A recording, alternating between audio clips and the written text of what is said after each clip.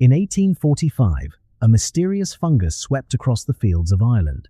Within weeks, the potato plants that millions of people depended on for survival turned black and rotted in the ground.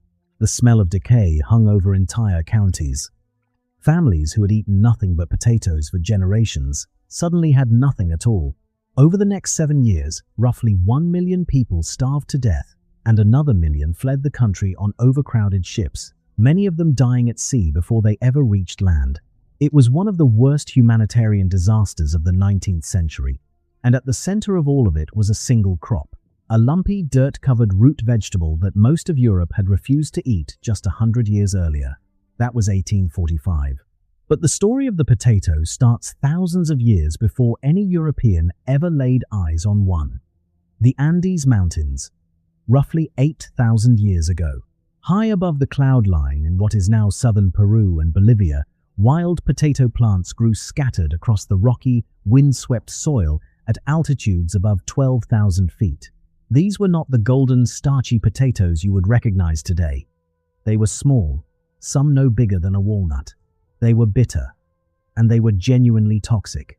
The wild potato produces solanine and tomatine, glycoalkaloid compounds that cause nausea, vomiting, cramps, and in severe cases, death. Eating these things raw was not just unpleasant, it was dangerous. The indigenous peoples living in these mountains had figured that out the hard way over many generations. But they had also figured out something else. Something that would set the course for the next 8,000 years of human agriculture. They discovered that if you soaked these wild tubers in cold mountain streams for days, the running water would leach out some of the toxins.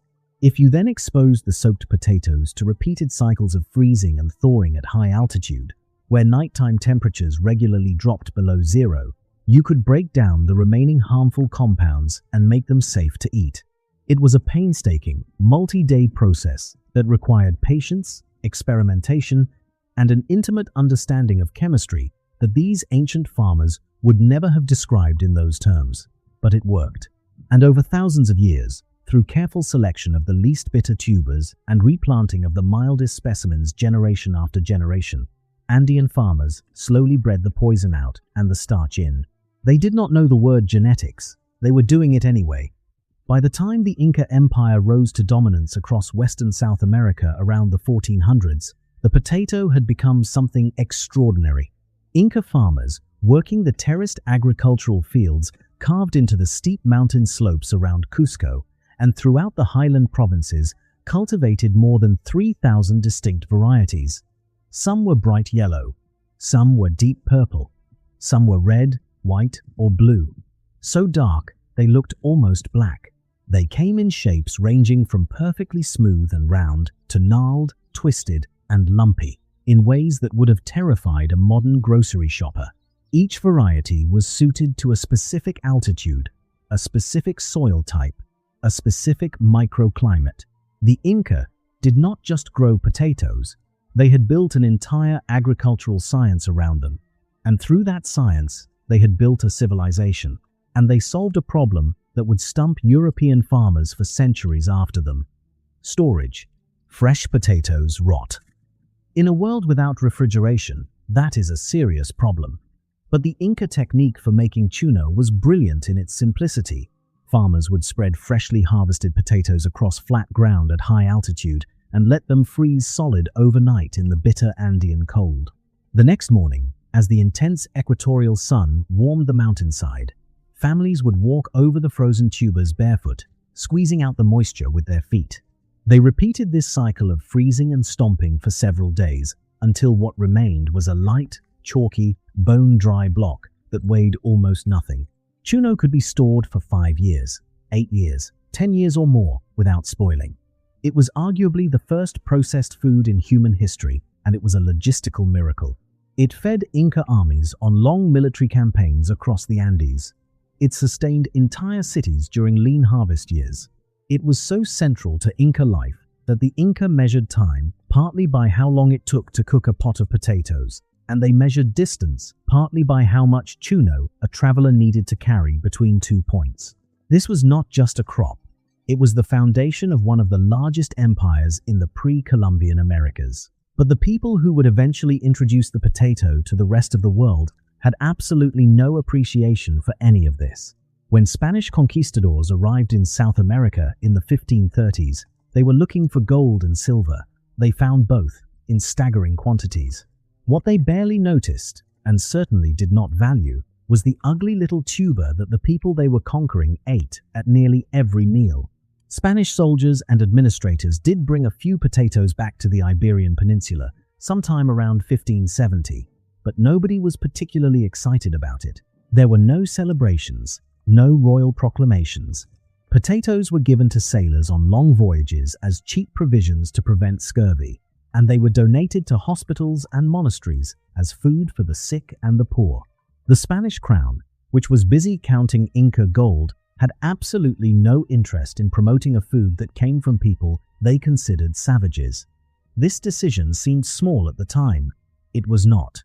When the potato finally reached the rest of Europe in the late 1500s and early 1600s, the reaction ranged from suspicion to outright horror. And you have to understand the context to see why. Europeans at this time grew wheat, barley, oats, and rye. These were grains, noble crops. They grew above the ground, in the sunlight, reaching toward the heavens. Bread made from grain was considered a gift from God. Entire economies, entire feudal systems, entire civilizations were organized around grain cultivation. The potato, on the other hand, grew underground, in the dirt, in the dark. It was lumpy, misshapen, and covered in strange little growths that people called eyes. Worse still, it belonged to the same botanical family as deadly nightshade, which is one of the most poisonous plants in Europe. To many Europeans living in deeply religious, superstitious societies, this was not a botanical coincidence. It was a warning from God himself. The rumors about potatoes spread faster than the crop itself ever could. In parts of France, the potato was formally blamed for causing leprosy.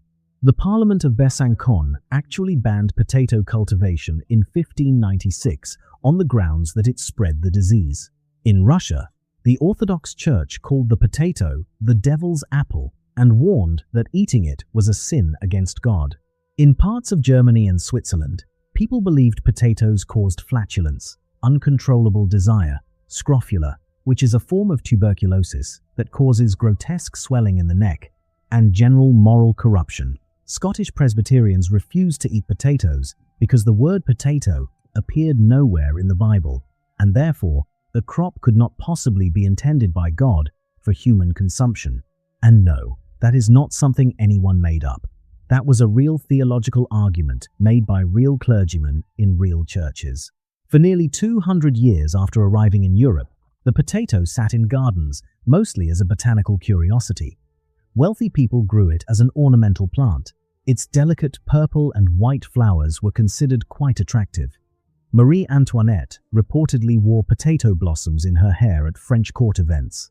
Botanical gardens in cities like London, Seville, and Vienna displayed potato plants alongside other exotic specimens from the New World. Scholars wrote papers debating whether the tuber was edible, medicinal, or dangerous, but actually eating the thing on a regular basis. That was beneath the dignity of any respectable European. Potatoes were animal feed at best, and a mark of desperate poverty at worst. In England, even the poorest labourers considered it an insult to be offered potatoes instead of bread. The class associations were unmistakable. Bread was civilized, potatoes were not.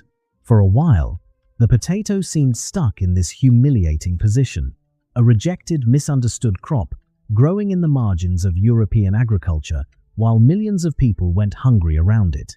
That did not last. War changed it, famine changed it, and a handful of stubborn, slightly eccentric leaders changed it. The first major turning point came in the Kingdom of Prussia. Frederick II, known to history as Frederick the Great, ruled Prussia from 1740 to 1786, and he had a very specific problem. His country kept getting dragged into devastating wars with neighboring powers, and during these wars, enemy armies would burn Prussian wheat fields to starve the population into submission. Grain was easy to destroy.